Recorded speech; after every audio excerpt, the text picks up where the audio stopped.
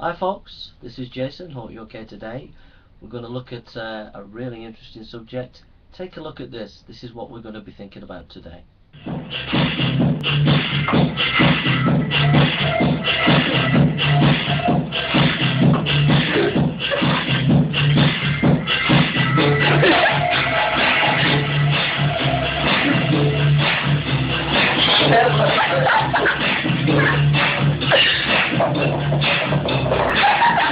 So we're going to be thinking about unicorn theology. It's a favourite pastime of the atheists. They're on YouTube constantly propagating this unicorn theology. It's one of their favourite arguments against Christianity. I've got a book here. It's by Bertrand Russell, A History of Western Philosophy, and we'll just have a look at what he says about unicorn theology. Heraclitus, nothing about unicorn theology. Parmenides, nothing about unicorn theology. Plato, no, nothing about. Aristotle, no, nothing about unicorn theology. Epicureans, Stoics, Plotinus. John Scott, no, nothing about 12th century. Sir Thomas Aquinas, Francis Schumann, nothing about unicorn theology. Let's see, maybe there's a bit more. Maybe we're just not. Francis Bacon, no, nothing there. Hobbes, maybe it's in Hobbes. No, nothing there about unicorn theology. Spinoza, if anything, it could be in Spinoza. I mean, he was just brilliant, wasn't he? No, nothing there at all. Leibniz? No, nothing. Locke, what about Locke? No, nothing about unicorn theology. Berkeley, no. Rousseau, no. Kant, now Kant, well, let's see. No, nothing about unicorn theology there. Hegel, I like Hegel, do you? Let's just check. Nope, nothing about unicorn theology there. No. Nietzsche, I mean, he's an atheist. No, I can't find anything there at all. The utilitarians, no. Karl Marx, no. Bergson, no. John Dewey, no. The philosophy of logical analysis. I can't find anything about this unicorn theology. Well, maybe atheist experience can help us to understand what this unicorn theology is all about. Listen to the thoughts about this subject. It might be enlightening to all of us. We're going to roll the bones here. We got about 8 minutes or 9 minutes left in the show, and this call may be very quick. I don't know. John in London. Hi, Matt. We spoke over the email. Do you remember me? Yeah, didn't I say in the email that the conversation was over? Yeah, you said that I didn't have any proof and evidence to justify my Christianity. Right. Yeah, and it's not that, it's that you reject my evidence. But I'll grant you this and say, what proof and evidence do you have that atheism is accurate and correct? Didn't I answer this in the email to you, that your question is nonsensical because atheism doesn't have a burden of proof? It is the rejection of claims that haven't met their burden of proof. Your question is nonsensical. Yeah, atheism is the lack of belief in something. Yeah, but what proof and evidence do you have? Okay, I don't know how many other ways I can explain this. I lack the belief because I know what's inside my head. I don't know how else I can explain this, but let's imagine that I have a box here, and Don claims that there is a unicorn in this box, and I say I don't believe him. I don't need any proof or evidence that my position is true. my position is validated by the fact that he hasn't presented any evidence for his claim. And when I open the box and look inside, I don't see this. And so then he tells me that it's an invisible unicorn. And I mentioned it wouldn't fit in this box. And he says, no, it's an invisible miniature unicorn. Well, I don't feel it. Well, it's also intangible. Oh, well, how do you know it's there? Well, because it speaks to me. Okay, that's all nonsense. He's made a claim, and he's failed to provide rational evidence for it. My disbelief is justified by that. Okay, Matt, I'll grant you that. But the invisible unicorn in your imaginary box is not an ideology like atheism is. So what proof and evidence do you have that atheism is accurate? You're done. You're done, John. You're done. I can't explain it. I explained it in email. I explained it here. We are on a shortened scope. There's no way I'm going to waste time explaining things like that. It's not an ideology. Atheism isn't a dogma. It's not an ideology. It's not a worldview. It is nothing more than a single position on a single issue. If you believe that gods exist, you are a theist. If you do not believe, you are an atheist.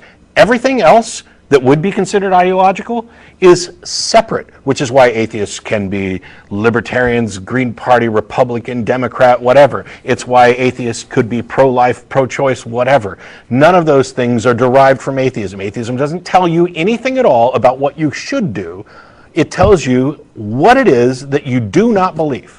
I do not believe the claims that gods exist. I'm sorry that you cannot wrap your head around the burden of proof, epistemology, where and how we determine what evidence should or shouldn't be considered valid and useful. I'm absolutely sorry that you can't do that, but I have no other way to explain it to you, which we've done in email and on 2 or 3 shows now. And you've come with, oh, people can drink poisons, just like it says in Mark 16. Well, first of all, Mark 16, 9 through 20 is most likely a forgery, and if you do a little research, you'd find that out.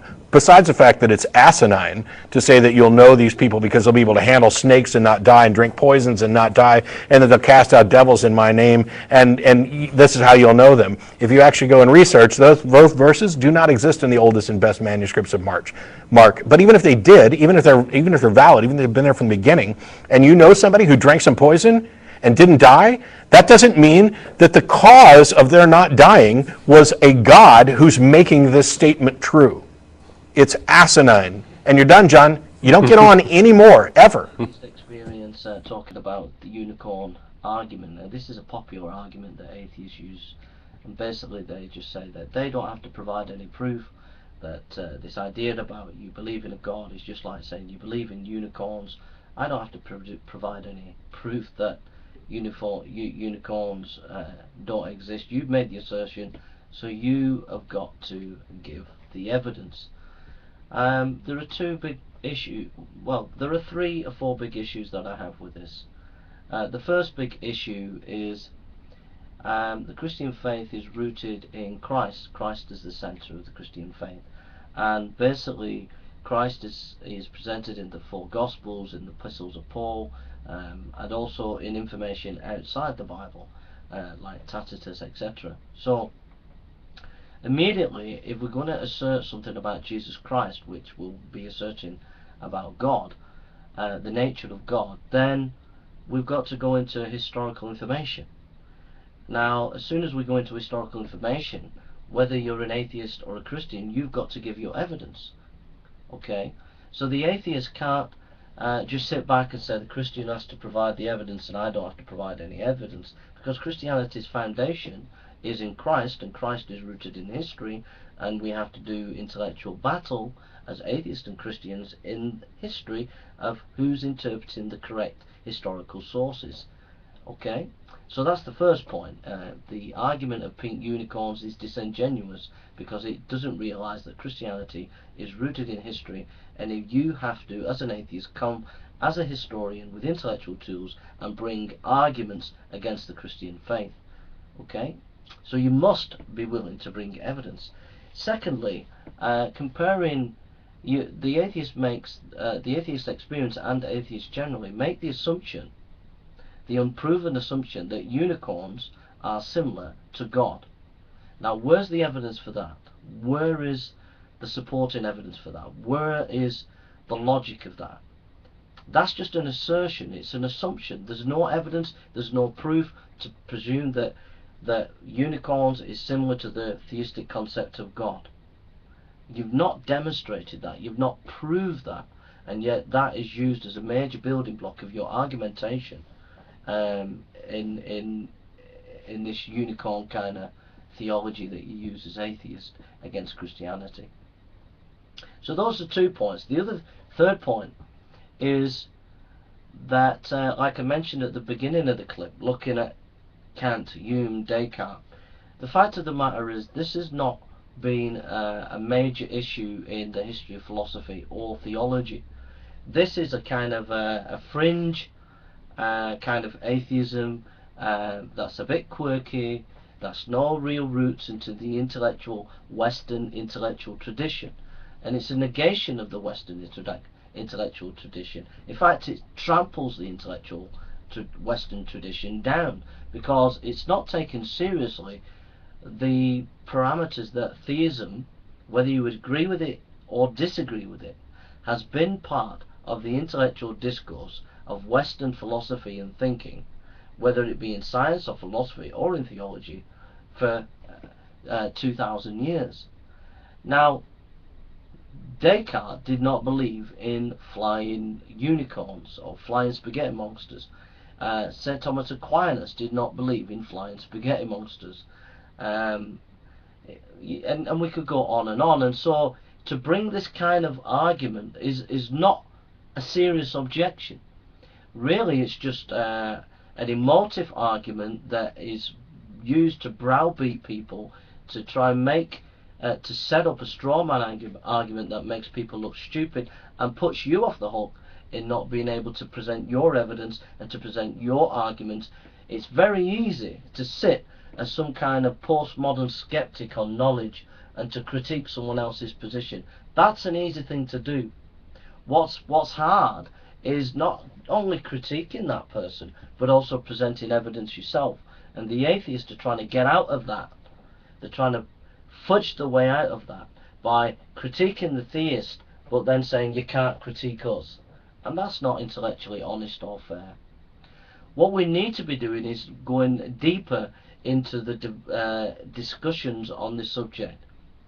We're going to listen to Professor Hart and a secularist debate, and notice how the intellectual thinking of the West was rooted in Christianity. Notice the nuances of the intellectual debate with these two scholars. Notice it's much more finely tuned, much more complex than meets the eye, both from the secularist and the Christian perspective. And what that means is this, is that simplistic arguments like unicorn arguments have no place in a serious academic discussion, whether it be in theology and its relationship to atheism or Christianity in relation to secularism. We'll listen to this clip and I'll finish with a final comment. Thank you. Upon this cultural history. My argument, again, to keep urging this, is about the history of these values, where they come from and how they arose, and my rejection of any suggestion that these values are simply out there, seated in the fabric of nature, waiting to be discovered by rational persons of goodwill. They are cultural inventions. They are poetic inventions, which may realize aspects of our nature that are there, but to which we would not necessarily have had any access apart from this cultural history. I mean, one thing I'd ask of you, Terry, as you come back, is your optimism misplaced in some sense? You know, you are the benefactor in a sense of the Christian history and the ideals that produced, and yes, obviously there have been tussles, you know, in terms of the laws that have been drawn up, etc. But in a sense, if you look at the history of other secular experiments, it hasn't turned out so nicely in the sense, you know. Now, do you agree, though, with the idea that, I don't know, Stalinist Russia or whatever, it counts as an example of secular ideologies being put into practice, but obviously going in a very different course to the one that you would say is where we should be heading? I think the secularism that I would support would be simply a mechanism to overlay democracy and to ensure that everybody in the society it represented is equal and has equal opportunity, and that no religious theology could take over the government. But that's not a deduction of a kind of materialist rationalism, is it? It's very much come from a view that all human beings are of equal worth and of equal dignity. Absolutely. But how do you get to that from, isn't Christianity essentially that's where that belief came from in the first place? Not in the least. If you look at the theocracies that have existed, that they are innately unequal. And in Britain itself, which was theocratic in nature for part of its history. Could you clarify for me, which Christian theocracies are you referring to? I'm referring to this country and its history. It's had a theocratic nature and a monarchical nature, which has been extremely unjust to many people who are living here. The Jews in this country have been persecuted mercilessly throughout history by Christians. So, the idea that Christianity produces equality and that every person is valued equally is nonsensical. We need to protect ourselves and other people from the rampages of any religion which seeks temporal power.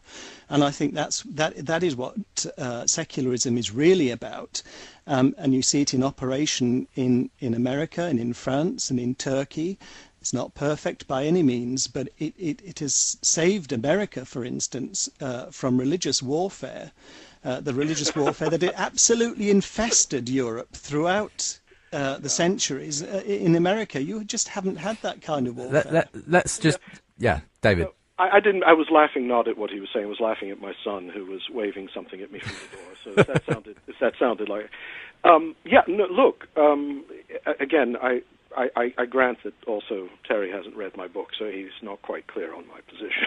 So I certainly don't want temporal power to be within the reach of faith for the simple. But that doesn't mean that I concede the justice, the legitimacy of secular power either. I mean, I think that I'm going to hang fire on that and say that the historical record of secularism as a social and political project has been pretty abysmal and has had its good side. And at the moment, you are living in a society, as I say, that's enjoying an island of historical calm in the course of history. And with any luck, that will continue to be the case. What about Terry's contention that Christianity hasn't, in practice, even if it has espoused this principle of the equal worth and dignity of human beings, that hasn't been how it's operated in theocratic societies down the ages? Well, first of all, I'm going to make a bold guess here and say that his knowledge of the history of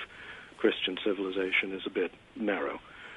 Yes, it's true. It's also false. I mean, I can point to many hundreds, actually thousands of instances in the development of legal and social structures that were a vast improvement on what had come before, and specifically, explicitly, on the grounds of Christian values.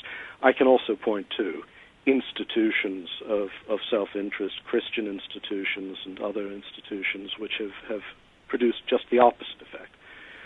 There's absolutely no argument that can be made from history for one side or the other being correct or incorrect, good or evil. It's simply the history is far too mixed, and I never make that argument.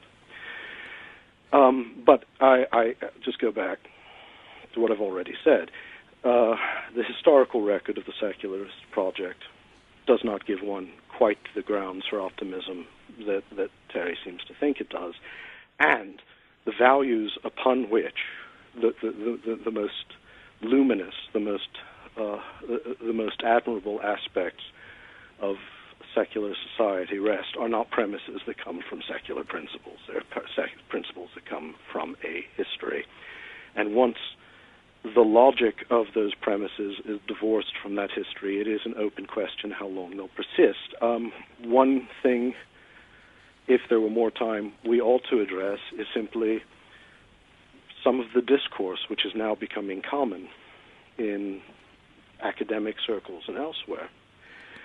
Because there does seem to be a shift in values away from the sort of archaic Christian presumptions about the human person, and I don't think they're all going in quite the direction Terry would like. we'll come to that perhaps as we conclude today's programme. We're just going to take a quick break and then we'll have a sort of final summing up from both our guests. You're listening to Unbelievable, the programme that gets Christians and non-Christians talking, and looking at David Bentley Hart's book Atheist Delusions, which recently won the Michael Ramsey Prize for Theological Writing. David, on the phone, you were just hearing there Terry Sanderson joining me from the National Secular Society to discuss this question we've been looking at today. Is the post-Christian age of secular enlightenment simply an atheist delusion? So I hope you've enjoyed it so far. We're going to wrap up things and get some of your feedback in the next section of the programme. So do join us again in just a moment. So, just to backtrack, just 1 minute. Atheist Experience mentioned about the last ending of Mark. I've made some comments about that on a video called The Last Ending of Mark, if you want to pick up on that. But let's just recap. Basically what I've tried to show you is the atheists use this unicorn argument, okay, that they don't have to present any evidence, that it's on the onus of the theist to do so. What I've shown you is a clip by Atheist Experience where they present this argument, and then what I've done is I've just tried to show you a couple of reasons why that argument fails. And then thirdly, I've shown you a clip where it shows you in that clip, which you've just seen, that actually these debates about Christianity and atheism, secularism and Christianity, whatever, are rooted in the history of the West. And you can't understand the intellectual Western tradition unless you have a good grasp and understanding of Christianity. That's all my main point was, to show you that clip, that things are much more nuanced, much more complex than the atheist would like you to believe. And all I'm asking is that you think deeper and go past the sound bites of the atheist that are presented on YouTube, and to go deeper into thought and thinking on these issues. And remember that these kind of arguments that Christianity is like a pink unicorn is really just severing people's appreciation of the history of Western thought and stopping people from having deeper intellectual discussions in our time. Thank you for listening and take care. Please leave your thoughts and please subscribe.